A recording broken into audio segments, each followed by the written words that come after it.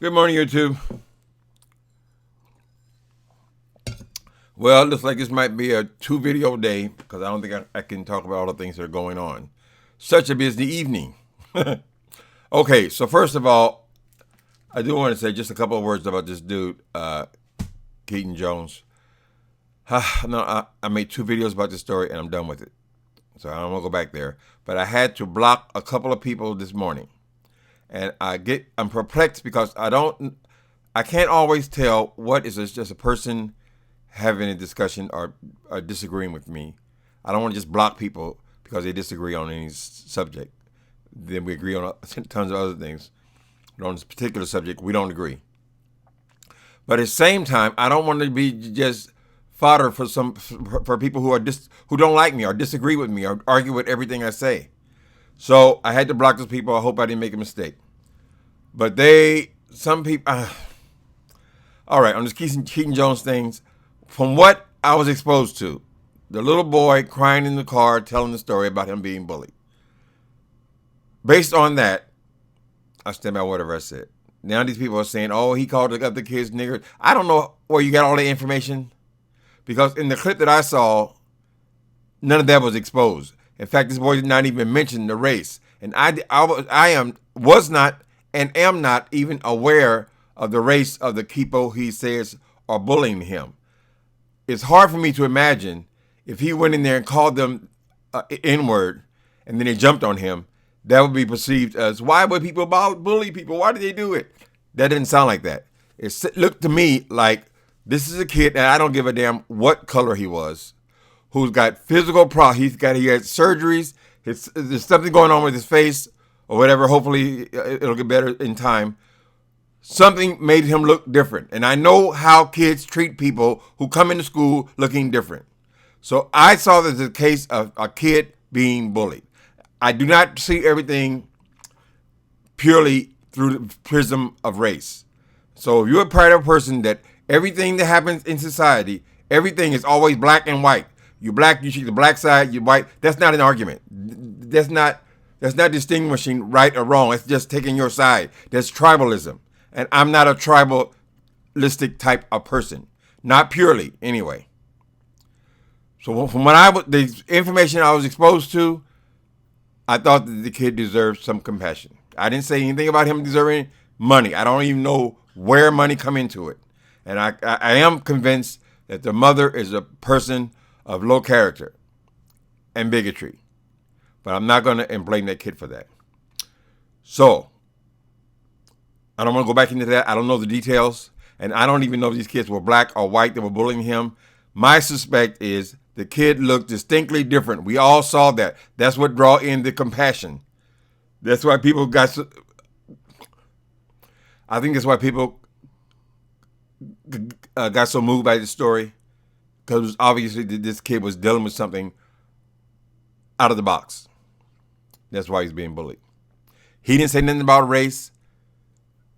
Certainly not his little whatever 1 minute clip with that, nothing about race. That is what went viral. Nothing about this boy's parents. And I don't just get into some big race thing every time two races come to it. Sometimes there's a right and wrong. And bullying is still wrong. That kid was obviously being bullied. I'm jumping to the assumption that it had nothing to do with his race. If I'm wrong, sorry, I don't have the details. Okay, enough about that. Next thing. Good news. Last night, I'm not a person who's ever followed sports. I don't like them. I just don't get into sports. My family, they were all athletes. And since I was a little different, shall we say, and since I was raised by my single mother, I was not exposed to sports. I had two sisters, one mother in that house, and I was the only boy there. So I was not exposed to sports at all. And I always resented it when I went around my big family. They were all had this in common.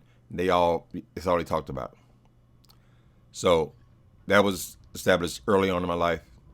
But I've always heard that politics was a sport for old people.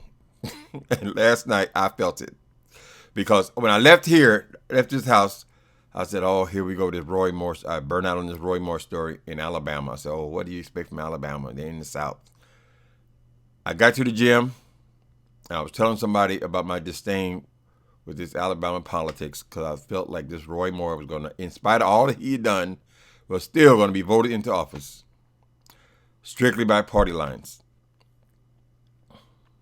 And somebody overheard my conversation in the locker room.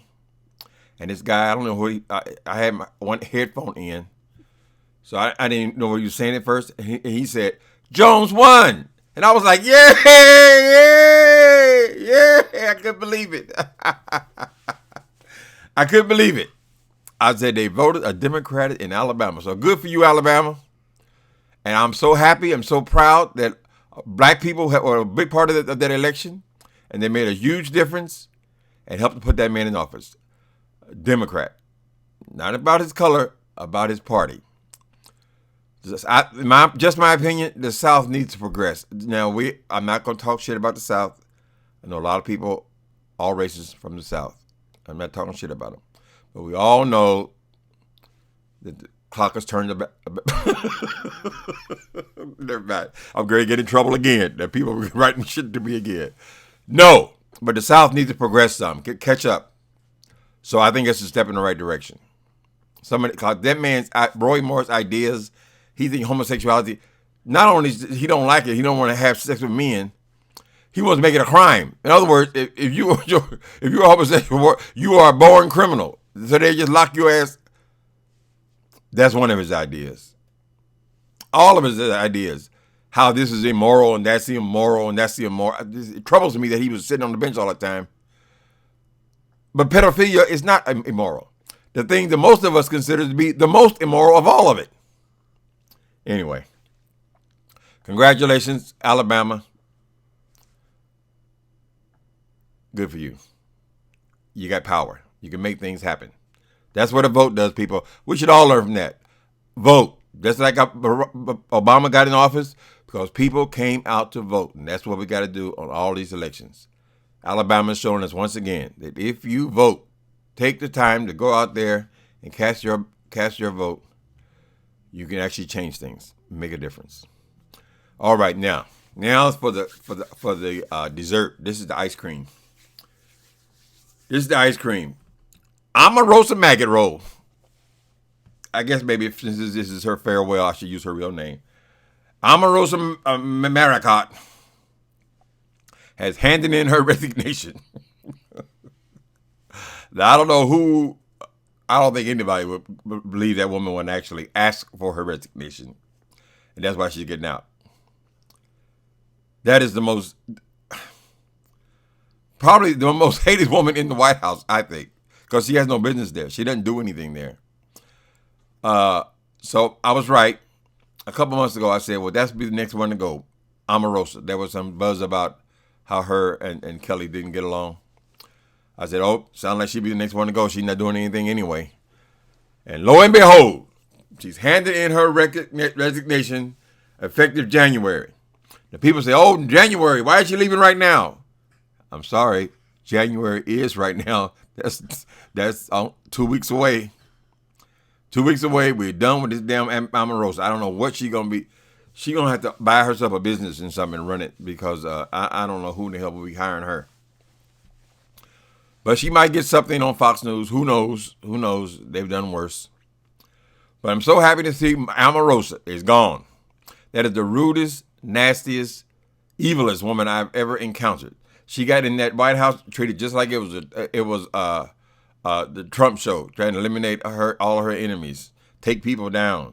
Nasty mouth, no respect for even people who interview her. She goes all into their personal lives. Just a nasty person with a nasty disposition. So I'm thrilled by her being gone. I don't like my videos to run on 15 minutes.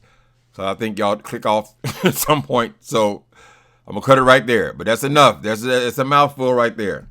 But I have a sneaky suspicion, since I haven't checked the news or blogosphere, I don't know what the hell's going on besides those stories right there, what I woke up with.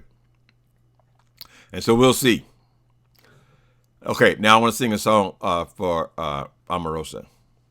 Ding dong, the witch is gone, the big bad witch. Oh, bitch. Bing dong, the big bad witch is dead.